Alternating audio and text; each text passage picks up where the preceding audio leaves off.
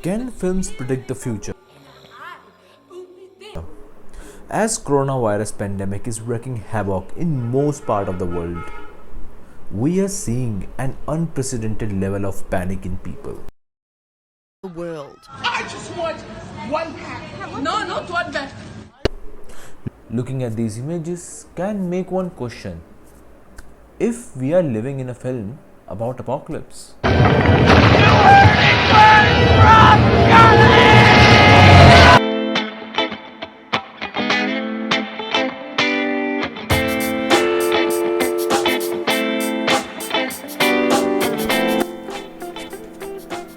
Hi, I am Pratik, and in this video we will see how the end of the world is depicted in popular cinema. In the recent past, we have seen barrage of films coming out in which the possible extinction of humanity is shown. The films about apocalypse are widely popular among the audiences of various age groups. If we go by the market trends, their popularity is ever increasing. And just like any other product in a supermarket, the apocalyptic films do come out in various shapes and boxes like alien invasion, zombie attack, supervillain out to destroy the world. No, sorry, wrong image.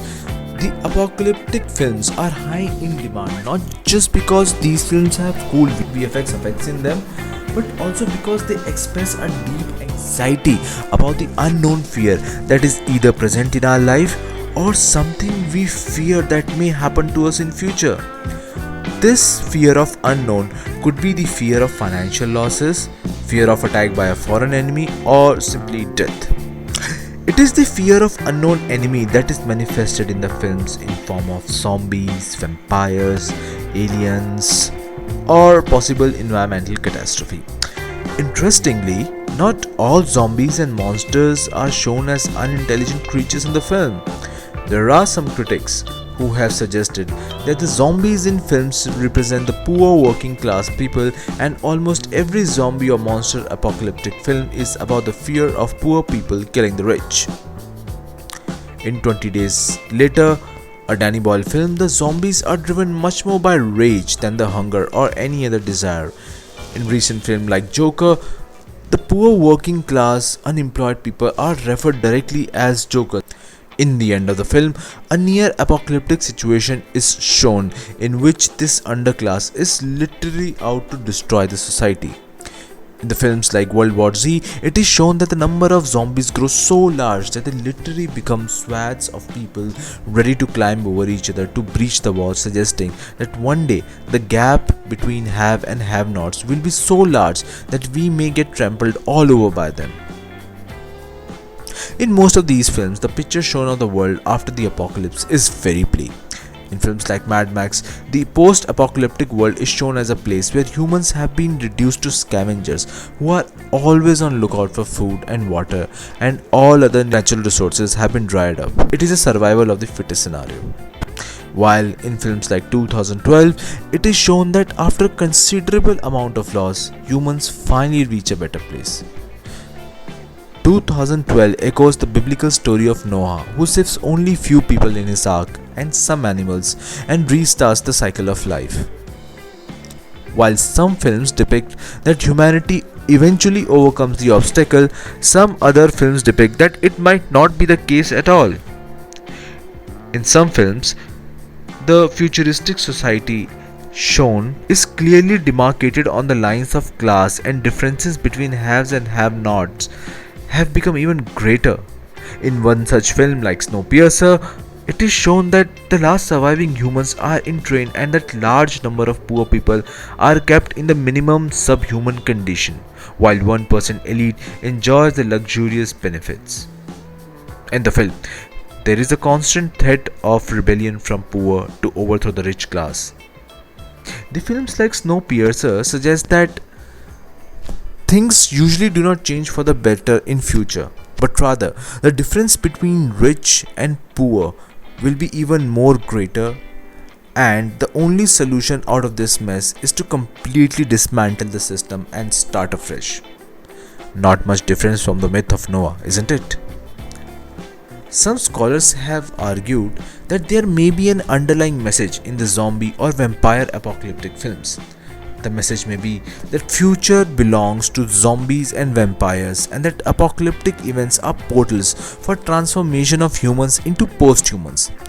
These films seem to say that the future will be inhabited by the post-humans who will be, for better or worse, will succeed humans.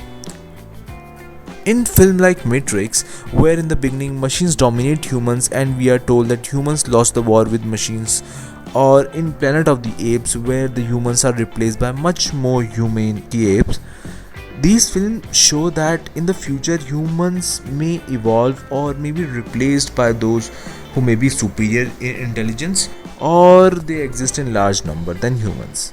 In case of zombie films, such films show that maybe in future a certain kind of social class will dominate the earth. Whether it is good or bad depends a lot on which side of the political spectrum one is on.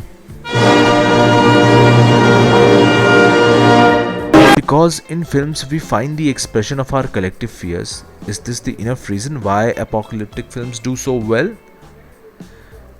I don't think so.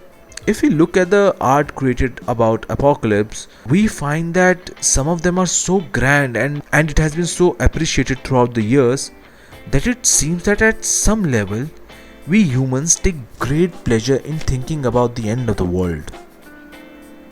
If you look at this painting by Michelangelo, it seems as if this end is desired. Philosopher Slavoj Žižek says that apocalyptic scenarios are played out again and again so that they hide true apocalyptic situations that exist in the present. He further says that apocalyptic imagination in films and series create a nostalgia for the present, in which the catastrophe is postponed to the future instead of fighting for a radical change in the present. His words seems to ring true when we see that an environmental catastrophe strikes. It affects people differently. The poor people are affected most by the climate change or the climate catastrophe, unlike the super rich class who have built bunkers in various parts of the world where they could go and live in the time of catastrophe. But it can't be that all humanity is sadists which spends their precious earned money on watching themselves being ripped apart or eaten by monsters or zombies. People also love these films because they provide us with the hope that no matter what the situation might be, humanity always manages to come out on better side of it. There is also a genuine attempt at social commentary in some of these apocalyptic films. From class inequality to climate change, these films have addressed important issues. Apart from entertaining us and giving us thrill, they also forewarn us for the possible dangers that could lie ahead of us in the future. But these films could also trigger anxiety in people, as we have seen recently that the people always assume the worst when any crisis hit. Apocalyptic films are on the rise, and after the coronavirus outbreak, I assume that there are going to be more films about this. But just as said by Butler to Bruce Wayne, things were always going to get worse before they got better. one can only hope that such a thing also happens in the present day world, that after the pandemic ends, things come back to normal or even get marginally better. But what do you people think? Have these apocalyptic films helped us in dealing with the crisis better? Or have they increased our anxieties about the events that may lie ahead of us? Let me know what you think in the comment section. Thanks for watching. Bye. And please like, subscribe and comment. Bye.